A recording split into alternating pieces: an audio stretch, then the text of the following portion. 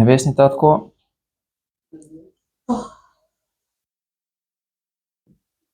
търсим от Тебе, Отче, молим за Твоята помощ,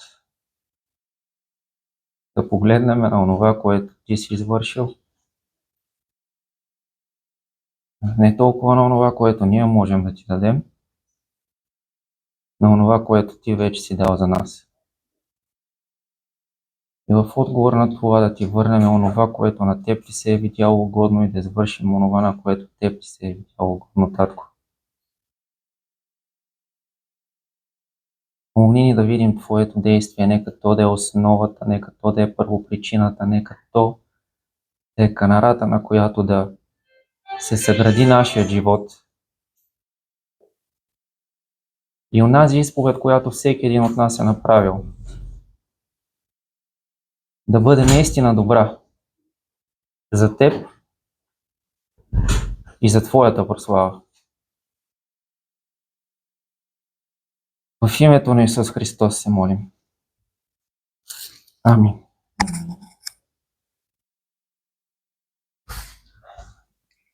Някога отричали ли сте се от някой? Или някога някой отричал ли се от вас? Да. Някога някой отказвал ли се от това, че ви познава?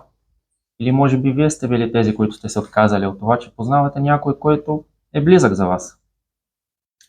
Независимо от коя страна на монетата сте били, това е момент в живота на всеки човек, който носи промяна.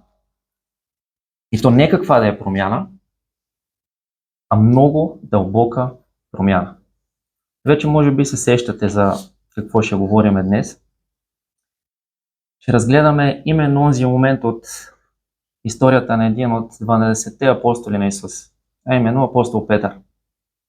Спомняте си историята, в която имаме два момента, в които първо Исус казва на Петър, че ще се отрече от него, и моментът, в който Петър се отрича. Момент, който бележи като че ли преломна точка в неговия живот. Момент, който като че ли преобръща представите му за това, кой е той и кой всъщност е Исус. Но нека да ви напомня предисторията. Имаме Исус с неговите ученици в горната стая, така наречената Господна вечеря или Пасхата. Имаме хлябът, имаме виното. Имаме моментът, в който Исус казва: твърде много съм желал да ям тази вечеря с вас, защото казвам ви, няма да я ям отново, докато тя не се изпълни вече в Божието царство. Взима хлябът, взима виното, благодари, дава им чашата, казва: това е моята кръв на новият завет, която за вас се пролива. И като че ли от никъде започва една препирня между учениците за това, кой ще бъде по-голям и по-велик в Божието царство. Като че ли от никъде просто се повдига тази препирня между тях. И тогава Исус започва да им говори, увещавайки ги с думите за това, че по-големият да бъде като по-малък и онзи, който началства, като онзи, който слугува. И той им говореше така, не поради друго, защото сам той каза, че макар и да е техен учител и техен Господ, не е като един между тях, който началства, а като един, който им слугува. И това, което се опитваше, това, което той всъщност правеше към тях, е онова, за което ни говори и Павел по-късно в посланието му, че Божията цел за това ние в Христос е да бъдем уподобени на Него. Да бъдем осветени. Да бъдем уподобени на Неговият образ. Този процес на освещение в живота на всеки един от нас. Тогава Исус се обръща към Петър. И думите за това са записани в Лука 22 глава, 31 и 34 стих, където четем следното. И рече Господ: Симоне, Симоне, ето Сатана ви изиска всички, за да ви пресее като жито.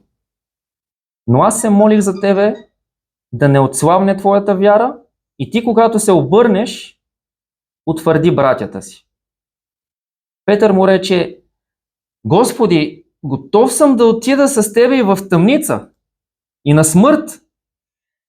А той рече: казвам ти, Петре, петелът няма да пропее днес, докато не си се отрекал 3 пъти, че ме познаваш. След това събитията продължават с това как Исус и учениците отиват към Елеонския хълм за молитва в Гетсиманската градина. Знаете онова, което се случи там, знаете молитвата на Исус, знаете моментът записан, в който се казва, че той до такава степен беше в агония и до такава степен знаеше, усещаше това, което трябва да се случи с него, че потта от тялото му ставаше на капки кръв. И има няколко моменти, в които той отива за молитва, връща се, отива отново, връща се. Знаете, намира ги заспали, казва им: дете, тялото е немощно, духът е силен. И в последният момент, в който се връща вече, идва и им казва: ставайте, пригответе се. И докато още говореше това, ето, идваха главните свещеници, храмовата стража, за да го хванат и да го заведат при първосвещеника.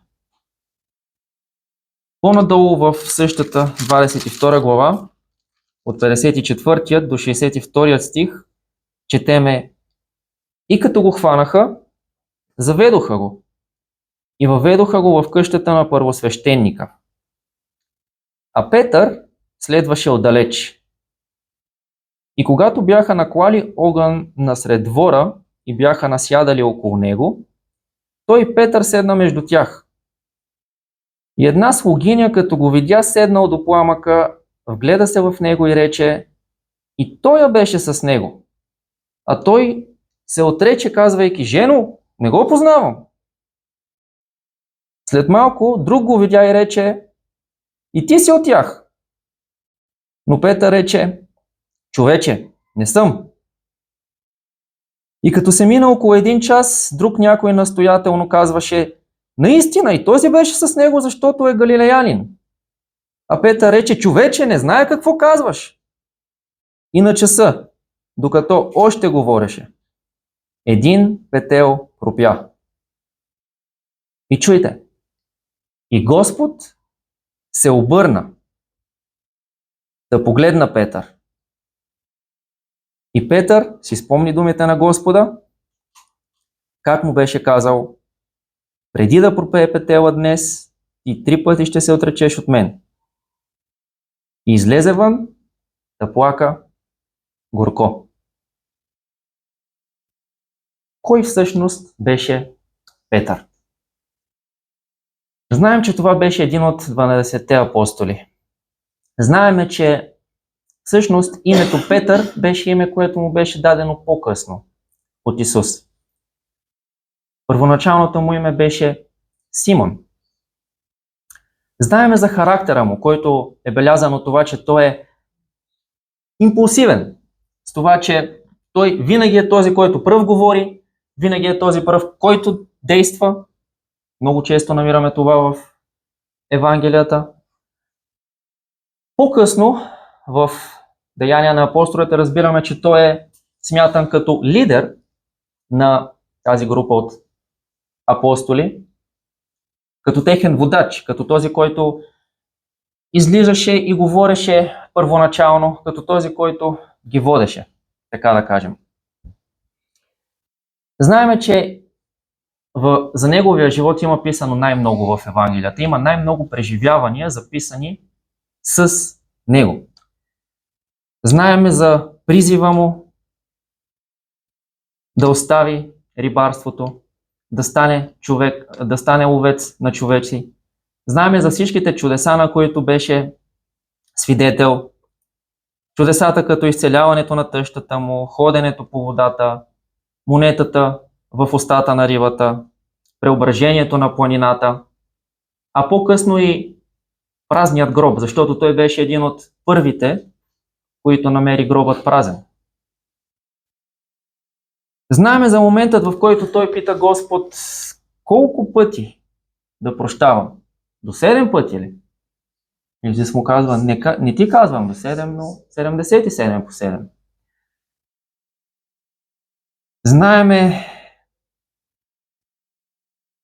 всички онези моменти от живота му записани за нас. Знаеме изповедта, която той направи, когато Исус попита според човеците, кой съм аз? И те започнаха да му отговарят, нали, ни казват, че ти си Йоан Кръстител, други, че си Илия, трети, един от пророците. Тогава той го пита, според вас кой съм? И ето отново излиза този характер на Петър, който е първият, който да говори, първият, който да действа, казвайки му, ти си Христос, Месията, Синът на живия Бог. И тогава Исус му казва, кръв и плът не са ти открили това, но те сме, който е на небесата. Имаме толкова много моменти и преживявания от неговия живот, записани за нас. И всичко това говори за него, за това кой беше той като човек, за това какъв беше животът му преди срещането му с Исус. Процесът на тези 3 години на ходене с него, а по-късно и животът му след възнесението на неговият Господ, записан в Деяния на апостолите. Но вижте, Исус познаваше Петър от самото начало. Защото спомнете си какъв беше моментът на неговият призив. Имаме моментът, в който Исус започва да призовава първите си ученици. И когато Андрей, неговият братът на Петър, взима Петър, казвайки му, намерихме Месия. Взима го, завежда го при Христос и Словото ни казва, тогава Господ се вгледа в него. Отново имаме поглед на Господ към Петър и му казва, ти си Симон. Той все още не беше наименуван Петър. Ти си Симон, син на Йона. И забележете, още тогава той му каза, ти ще се наречеш Кифа, което означава Петър, камък или канара. Интересно е да ви кажа какво всъщност означаваше името Симон. Знаете, че Петър означава канара, но името Симон означава един, който слуша.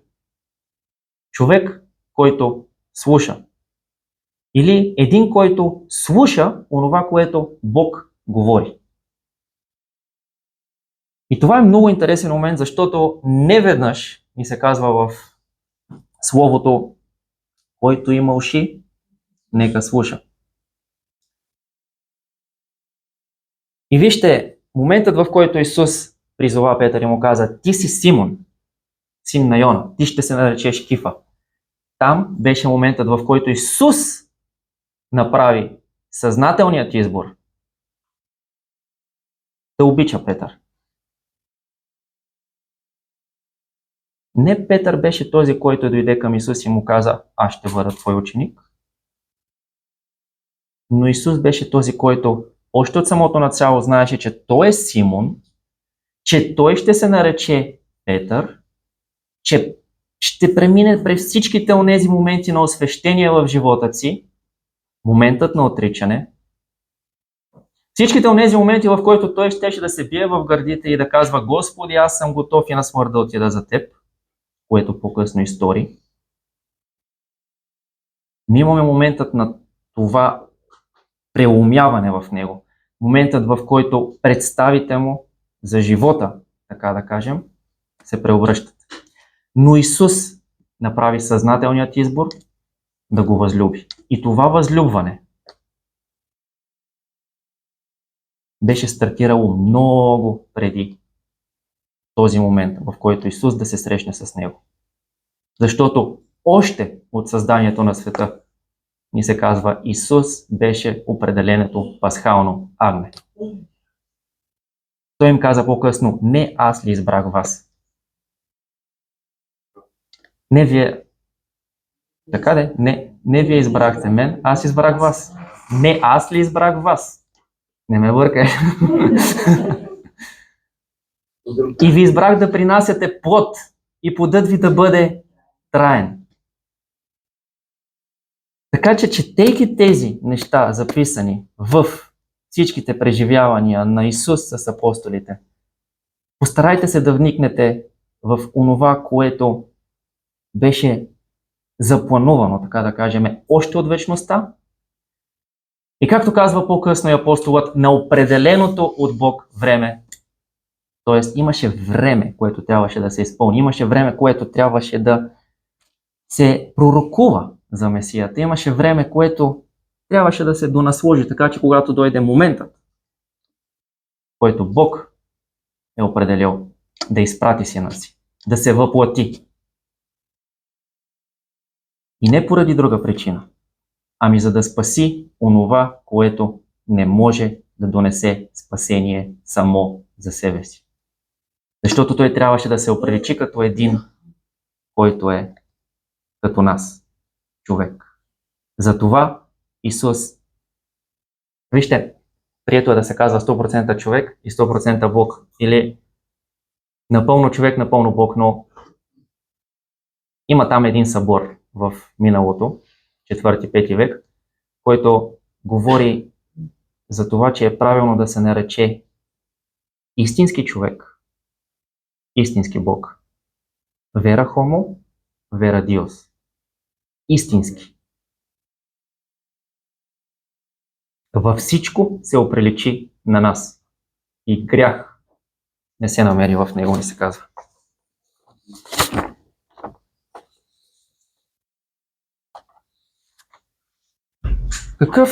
Какво знаеше Петър до този момент? Какво беше онова, което той правеше? Споменахме вече за неговият характер, за това, че той винаги гледаше на себе си като онзи, който може да допринесе нещо за Исус, като онзи, който може да направи нещо за него. Гледаше към себе си. Спомнете си онези моменти, в които Исус толкова много им говореше, човешкият син трябва да пострада. Човешкият син ще бъде 3 дни и 3 нощи в недрата на земята. Човешкият син трябва да бъде убит, за да възкръсне. И когато Исус им говореше това, Петър казва ни се, дърпаше го настрани и го мъмреше. Господи, да не бъде? Ако трябва, аз ще умра заради тебе. И тогава Исус му казва, не какво да е, ами онези думи, в които му казва Сатано, мини зад мен, защото си ми съблазан, защото не мислиш за Божиите неща.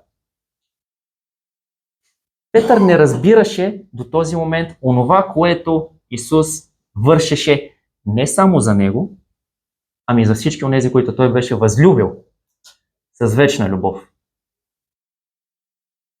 Изтъкваше себе си. Гледаше към себе си. Онова, което той може да допринесе за Исус. И вижте, тук ако трябва да сравним Петър с другите апостоли, имаме още 11, нали? Да кажем ли, че беше лош Петър? Ако погледнем примерно човек като Йоан, който когато четете неговото Евангелие, ще видите, че той никъде не назовава себе си, но винаги се обръща с думите ученикът, когото Исус обичаше, или другият ученик, Нали?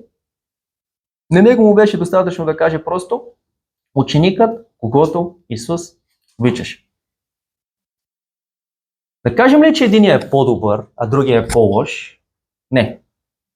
Вижте, ние сме хора. Всеки един от нас има различни характери.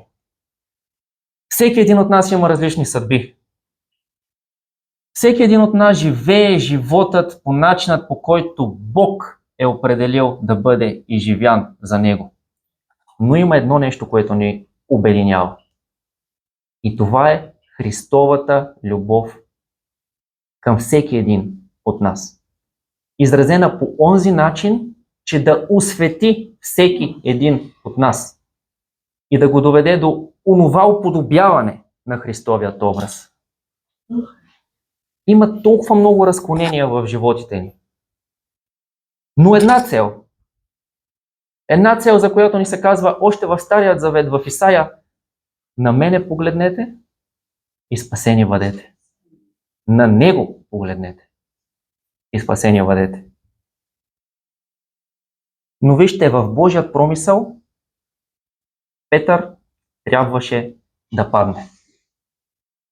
Петър трябваше да се отрече. Защото не би разбрал любовта, с която Исус го е възлюбил, и не би разбрал любовта, с която Исус е възлюбил братята му, другите апостоли. И не само тях, а всички онези, които биха повярвали в Исус чрез тяхното учение. Имаме тази първосвещеническа молитва записана за нас, в която Исус се моли за себе си, за апостолите и за всички онези, които биха повярвали. И тя е записана от Йоан. Несъмнено, Йоан трябва да е бил този, който да я е чул. Не ни се дава повече детайли за това дали е казана на момента на масата, така че всички да я чуят.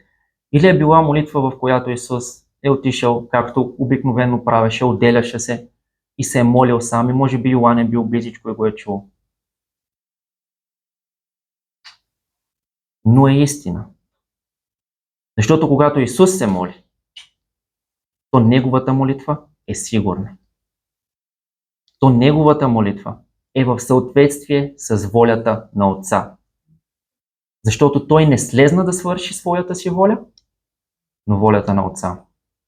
И делата, които вършеше, бяха делата на Отец, които той вършеше в него, и то не как да е, а съвършено. Но Петър имаше да разбере нещо. Петър имаше да разбере това, че не неговата любов към Исус има значение, но Исусовата любов към него. Петър имаше да разбере, че не това, което той може да направи за Исус, е онова, което има значение, но това, което Исус правеше за него. Това, което Исус направи за всеки един от вас. Това е, което има значение. Петър имаше да разбере това, че не е онова, което може да даде на Исус, защото нямаме какво да дадем на Исус. Не сме допринесли с нищо за спасението си, освен с грехът си. Освен онова, което Бог има да даде за нас. И ние толкова често четеме този стих в Йоан 3,16: Господ толкова възлюби света, че даде. Но като че ли забравяме какво е дал и се опитваме да допринесеме на тази негова съвършена жертва, ни се казва. А той изля любовта си по съвършен начин в нас. Петър имаше да разбере точно тази любов. Защото нещата не се базират на това, което ние правим, или на това, което ние мислим, че сме. Но на това, което Исус прави, на това, което Той всъщност вече е направил, и на това, което Той е. Толкова много пъти Той каза: аз съм. Не можеш да ме ограничиш в нещо. Псалмиста казва: къде да отида? Къде да избягам? Къде да се скрия от Твоето присъствие? Дори и в Шеол да отида, Ти пак си там. Не можем да го успееме в нашите собствени човешки представи. Той е всеобхватен, той е трансцендентен, той е иманентен. Той е Бог, всеприсъстващ, всезнаещ. Бог в пълният смисъл на думата. И ни се казва, че Исус дойде и изяви този Бог, защото в него намираме пълнотата на това. Кой? Бог. И Петър имаше да разбере това. Да разбере тази любов, която е възлюбила него и всички онези, които Исус обича. Но има едно неправилно схващане в било то дори в християнските среди, а и в света. Случвало ли се някой, когато гледа вашият живот и, да кажем, някой, който е невярващ, гледайки вашият живот, гледайки животът на други християни, да каже: ей, вие сте много добри, имате много добри черти на характера, имате такова голямо търпение, иска ми се да бъда като вас. Иска ми се така да имам някои от вашите черти. Не знам дали ви се е случвало, но при мен се е случвало, но знаете ли? Не. Не това е истината. Хора, не разбирате.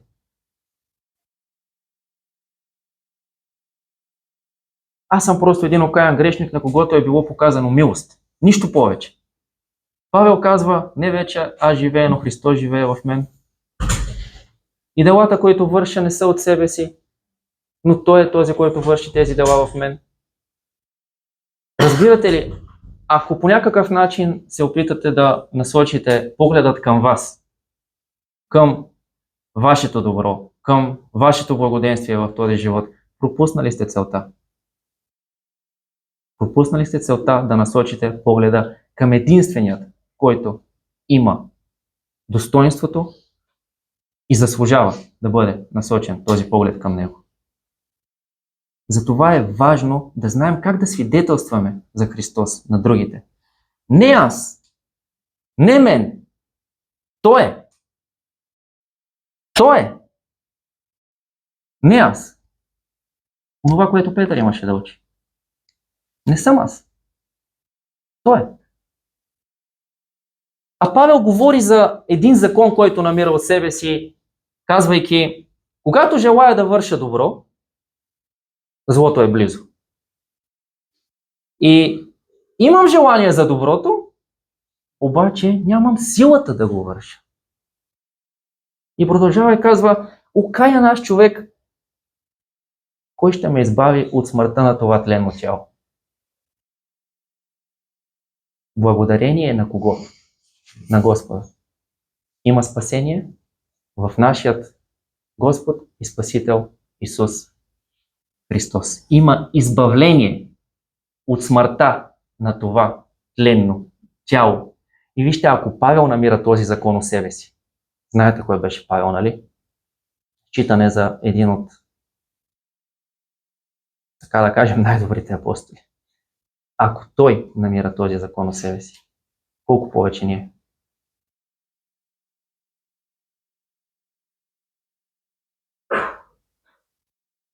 Но фокусът днес е погледът на Исус към Петър, нали? Какво ли носеше този поглед? Какво ли говореше този поглед на Исус? Петър беше там, той беше край огъня, той се топлеше на огънят на всички онези, които просто седяха и гледаха онова, което се случваше. Всички онези, които бяха казали на Пилат: разпни го и нека кръвта му да бъде върху нас и върху нашите чеда. Той беше там, край тях, гледаше онова, което се случваше. Първи отказ, втори отказ, трети отказ.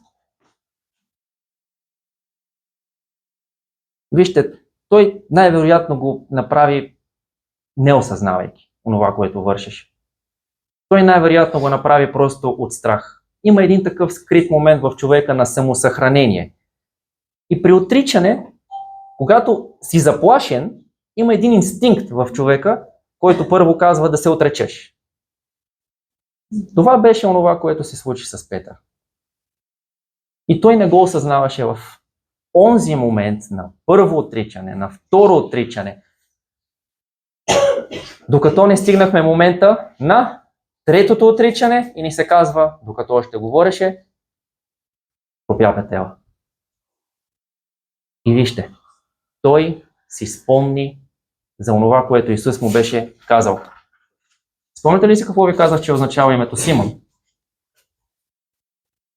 Един, който слуша.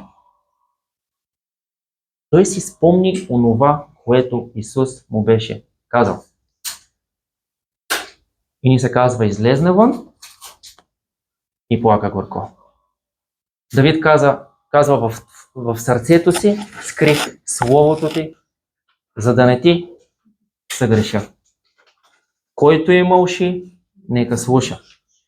Вижте, животът на Петър беше белязан от предознанието на Исус за това, че той ще се роди, той ще бъде наименуван Симон, един, който слуша.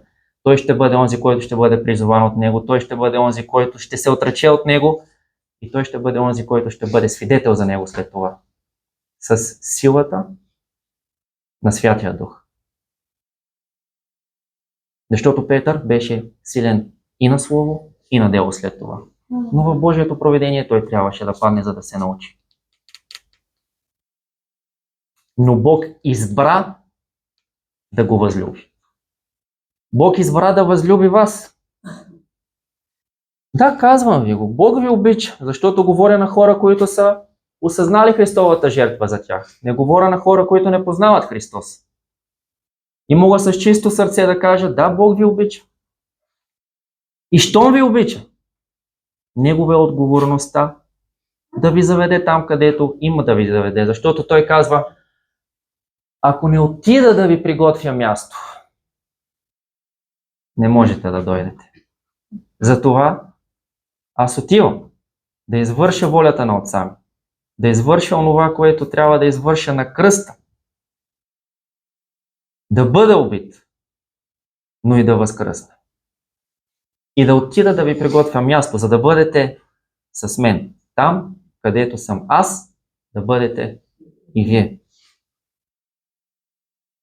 Но моментът на погледът. Господ се обърна и погледна Петър. Какво ли носеше този поглед? Носеше ли осъждение? Носеше ли огорчение? Казва ни се, кой е онзи, който ще обвини Божиите избрани? Бог ли? Който ги оправдава?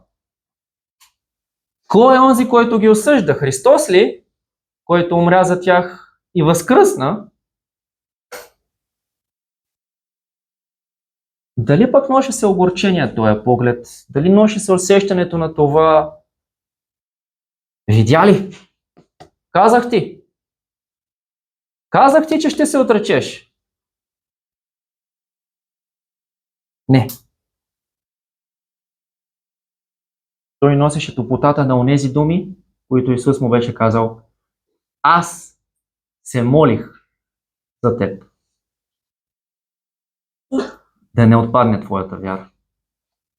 И когато се обърнеш, имам призив за теб. Отиди и утвърждавай братята си.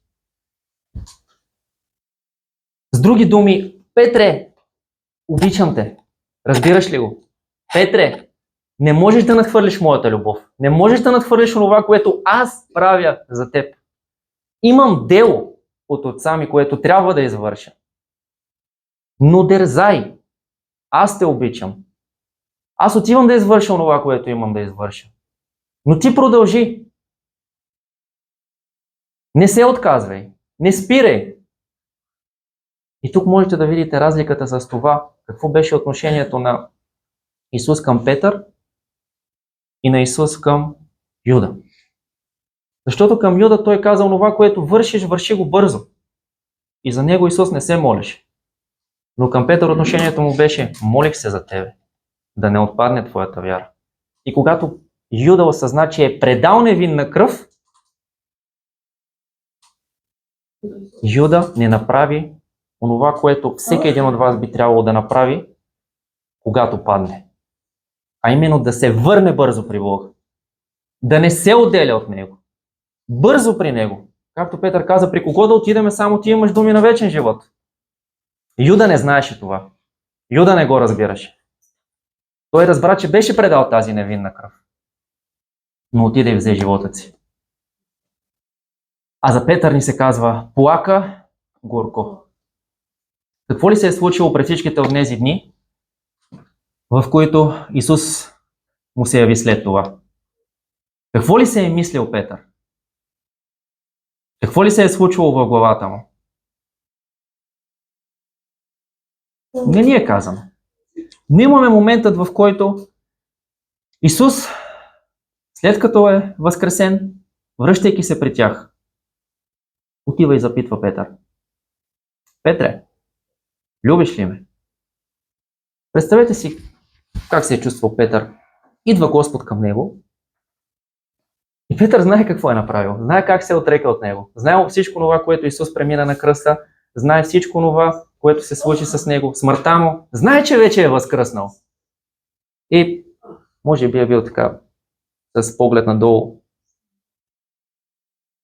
Исус му говори: Петре, любиш ли ме? Да, Господи, любя те. Паси ягънцата ми.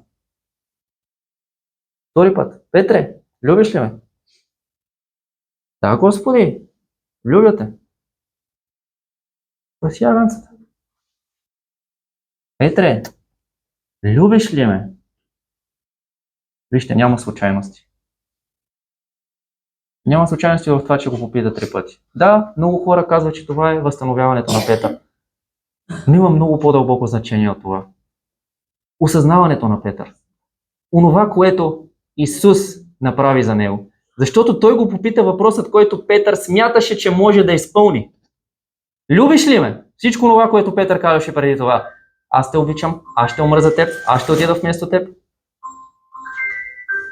Но Петър вече знаеше основата, на която да съгради живота си. Не ние любим него, но той възлюби нас. И какво друго мога да направя, освен да извърша призивът, който той има към мен? Паси овцете ми. Което той направи. Аз се молих за тебе. Петър разбра тази любов, за която по-късно и писа в 1 Петрово, 4 глава, 8 стих ни се казва: Петър пише: преди всичко имайте усърдна любов помежду си, защото любовта покрива множество грехове. Петър разбра тази любов. Грях ли беше онова, че той се отрече от Христос? Грях беше. Разбра ли обаче, че Христос не го изоставя в неговото отричане? Разбра. И каза: имайте тази любов помежду си. Любовта, която говори, че първо той ни е възлюбил и няма нищо, което можем да му предложим. Почитайте тази любов, а когато разберете, че той е възлюбил както вас, така и вашите братя и сестри, защото той умира за вас, но и за тях. Имайте тази любов помежду си, защото това е любовта, която покрива множество грехове. Но първопричината за нея е Христовата любов. Така че когато ви обвиняват, че нямате любов помежду си, отговорете ми: за каква любов говориш? Чакай малко да поговориме, защото трябва да изясним нещата тук. Каква е тая любов? Какво върши? От мен ли зависи? Аз ли съм първопричината за нея?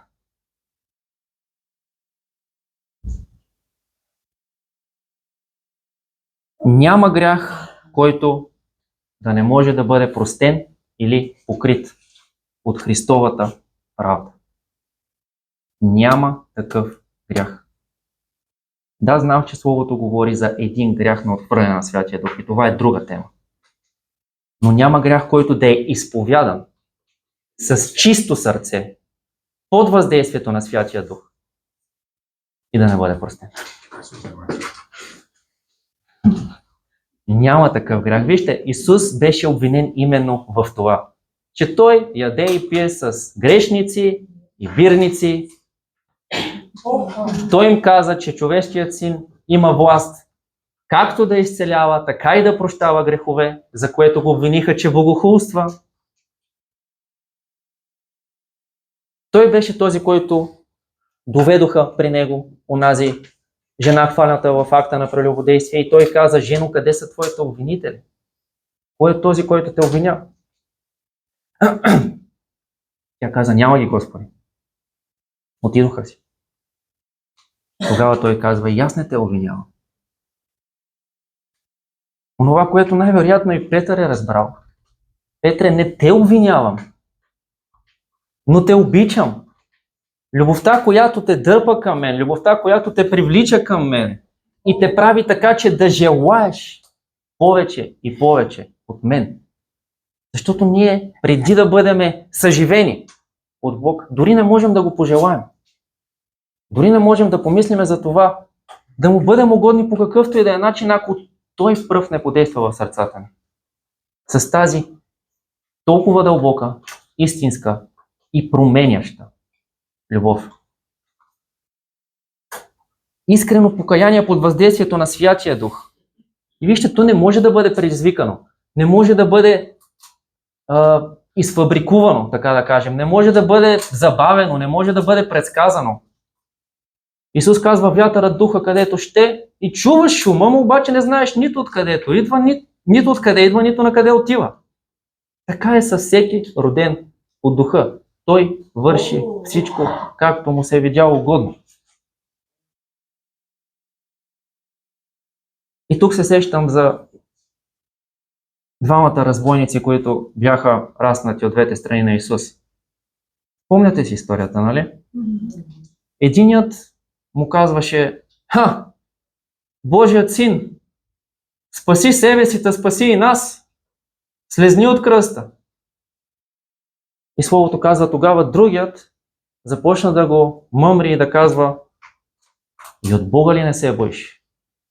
Защото ти и аз сме справедливо осъдени, но този тук не е извършил никаква неправда. Обърна се към Исус и му каза: Господи Исусе, спомни си за мене, когато отидеш в царството си. Ама чакайте малко. Исус след това му казва: още днес ще бъде с мен в рая, нали? Казват: това е изключение, нали? Това е от онези неща, които не трябва да бъдат взимани като пример. Да, обаче там намираме всичко това, което ни се казва, че човек прави следствие на това, което Святия Дух прави в него, а именно новорождението. Защото той направи изповедта: аз и ти сме справедливо осъдени. Но този тук не е извършил никакъв грях.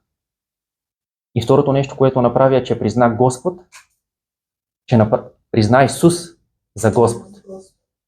Знаете ли каква е била изповедта на ранната църква, за която са умирали, убивани са били? Исус Христос е Господ. Били са хвърли на арената между зверове и римляните са седяли отгоре и са се забавлявали на това. А те, ни се казва, са го считали за радост, защото са изпитвали мъки поради Христос. И са считали за радост да бъдат убити за Него, за Неговото дело. Така че Той направи всичко това, което Словото ни казва. Ако изповядаш с устата си, че Исус Христос е Господ, и повярваш със сърцето си, че Господ го е възкресил от мъртвите, ще се спасиш.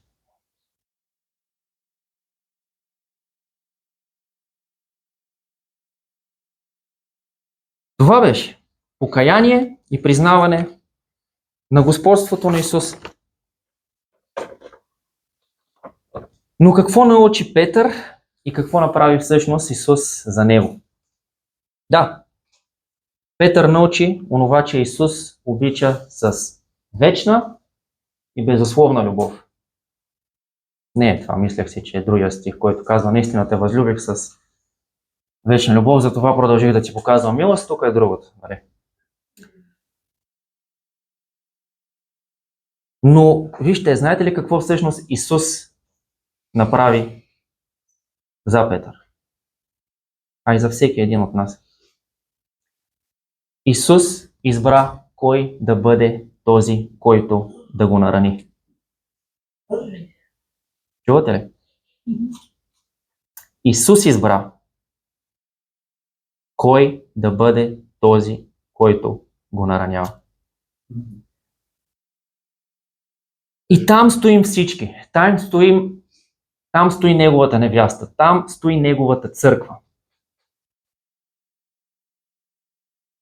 Той избра нас. Той избра нас с всичките ни недостатъци. Знаейки какви са недостатъците ни и греховете ни. Всички ние като овце, ни се казва, се отклонихме всеки в собствения си път и не счетохме него. Не го счетохме за нищо. Но Бог, ни се казва, въздаде беззаконието ни на всички нас върху него. Върху него дойде наказанието, донасящо нашият мир, и чрез неговите рани ние се изцелихме. Но той избра кой да бъде онзи, който щеше да го нарани. Защото когато призова Петър, той знаеше, че Петър ще го нарани с отричането му. Когато той призова вас, той знаеше, че вие ще го нараните с вашия грях. И то всеки един грях от вашия живот. Не предишният, не сегашният, не онзи, който би направил. Защото ако кажем, че няма грях, в нас правим Господа, правим Бога лъжец. Но той е покрил този грях. И онова, което можем да разберем, е, че когато дойде моментът на падение, на падане, на подхлъзване, на каквото е да било, на грях, Святия Дух веднага идва в нас, ожилва ни в сърцето и ни казва: връщай се. Не стой в греха. Връщай се. Връщай се бързо при Бога.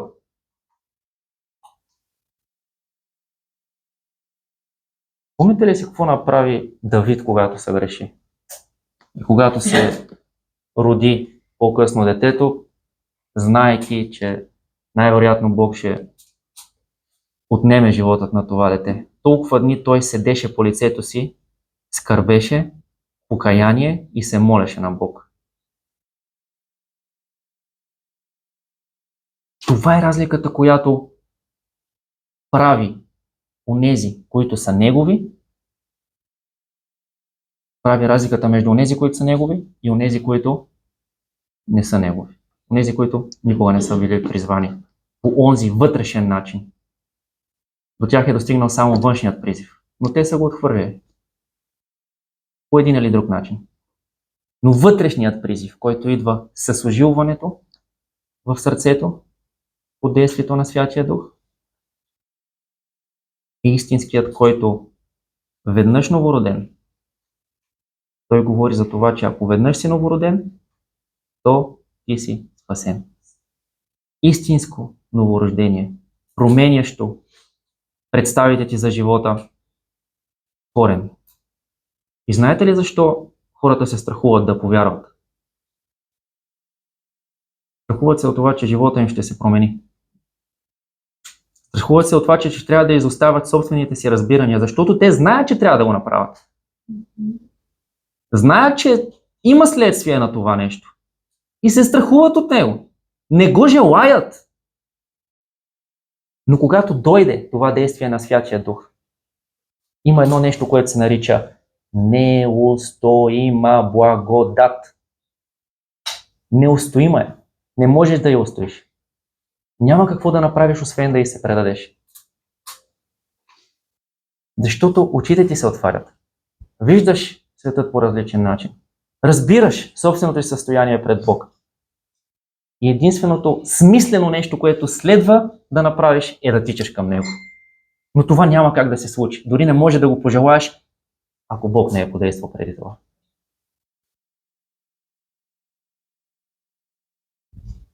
Исус избра онези, които щяха да го наранят.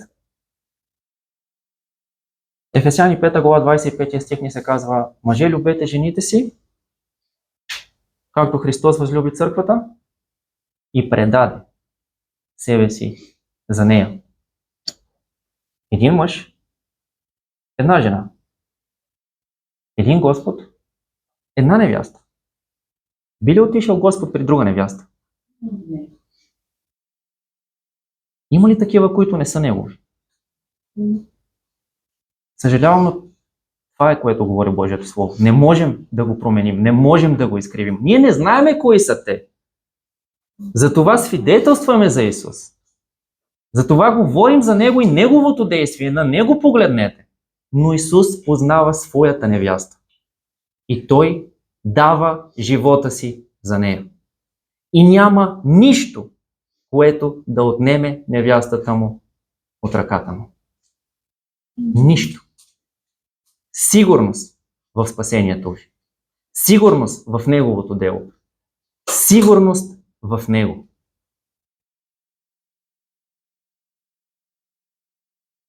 Йоан знаеше това, което Петър щеше да научи. Той ни казва в 1 Йоаново 4 глава 10-11 стих: в това се състои любовта. Не, че ние възлюбихме Него, но че Той възлюби нас и прати Сина си като умилостивение за греховете ни. Помните до тук стиха, нали? Обаче той продължава и надолу и казва: любезни, понеже така ни е възлюбил Бог, Той ние сме длъжни да любим един другиго. Понеже така ни е възлюбил. Той пръв ни е възлюбил и ние любим Него. Така и ние сме длъжни да любиме един другиго. Тоест не толкова, че аз обичам брата или сестрата, колкото разбирането, че Бог е излял любовта си в него или в нея и вследствие на тази любов, знайки, че този брат или сестра обича и мен по същият начин, разбирайки, че Бог е излял любовта си в мен, можем да имаме тази любов помежду си. Ето за тази любов говори Йоан. Ето тази любов беше любовта, която Петър научи. Тази любов беше любовта, която всички апостоли научиха. Христовата любов. И както ви казах, на Йоан му беше просто достатъчно да каже ученикът, когото Исус обичаше. Но вижте, Исус не само избра онези, които да го наранят. Той избра и онези, които ще му донесат радост. Защото, ако не ви го кажа, християнството ще се превърне в една черна картинка, която като че ли ние сме ни само мъченици, които страдаме, но не. Има радост. Има радост. Евреи 12 глава 1 и 2 стих казват: следователно ние, като сме заобиколени от такъв голям обол свидетели, нека отхвърлим всяка тегота и грехът, който лесно ни сплита, и с търпение тичаме на принадлежащото пред нас поприще, като гледаме на Исуса, начинателя, усъвършителя на вярата ни. Чуйте, който заради предстоящата му радост издържа кръст. Заради предстоящата му радост издържа кръст. Спомните ли си как Исус даде обрисуване на това, което щеше да се случи с него към учениците? Той им даде една картинка на раждането на едно детенце. Им каза: жена, когато ражда, тя е в родилни мъки, болки, скръб. Но когато детенцето вече е родено, тя забравя миналото и се радва, понеже човек се е родил на света. Пътят на Исус към кръста. Всичко това, което той правеше. Правеше го заради предстоящата му радост. Да види всеки един от нас там. Пътят, който той извървя, на момента беше труден, да. Беше изпълнен със скръб за него, а не само и за него, защото той се обърна към учениците и каза: вие ще скърбите, но скръбта ви ще се обърне на радост. Но Исус знаеше тази радост, която предстои. И изработваше това спасение именно поради тази предстояща му радост. Да види нас с Него. Там, където е Той. Да бъдем и ние.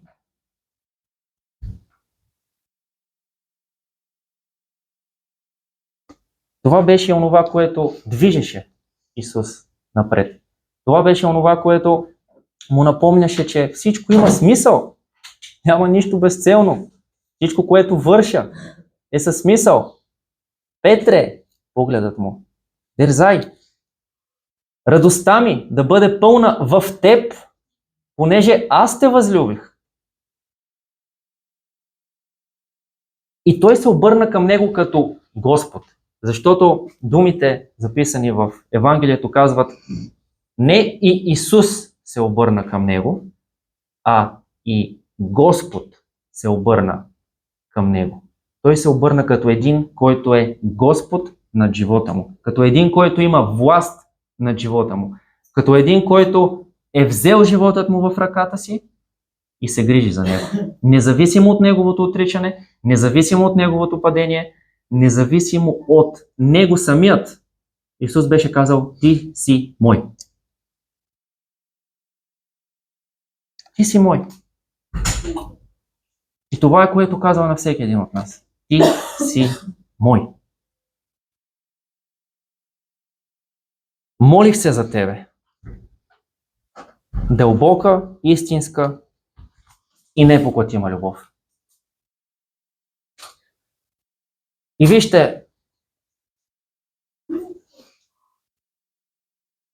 един ден, когато стигнем там,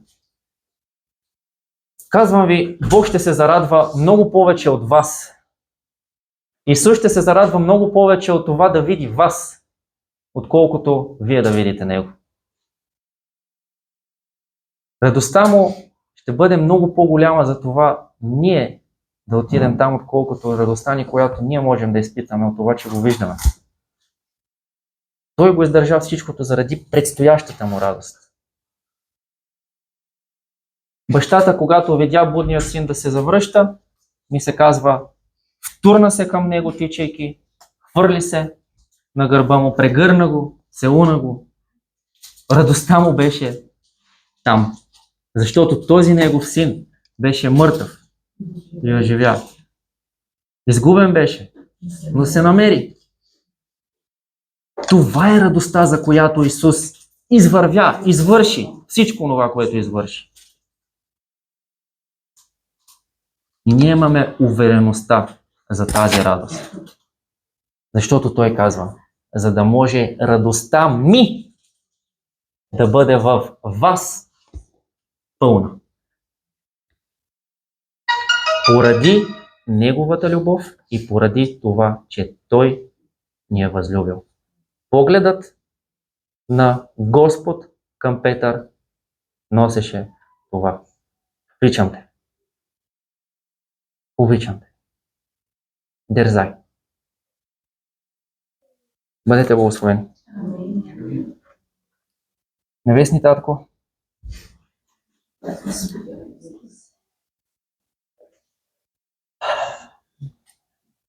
благодарим Ти за Твоето дело, Отче. Благодарим Ти за Твоята любов,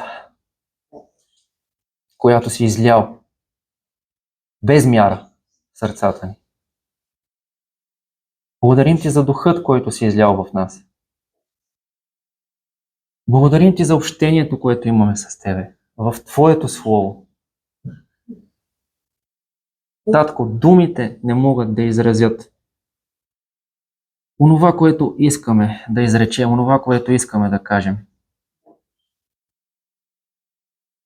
Но какво друго да кажем, освен благодарим Ти? О, Татко, Ти казваш, че на смирените даваш благодат. И Ти беше този, който смири Петър. Ти беше този, който му разкри онази дълбока любов, която не се базира на нищо в него, но изцяло на Теб. и на това кой си ти. Отче, ако има някой, който трябва да бъде смирен, смири го, татко. Открий му се, моля те. Покажи му любовта, с която само ти можеш да възлюбиш. Открий им се, Отче. Имай милост.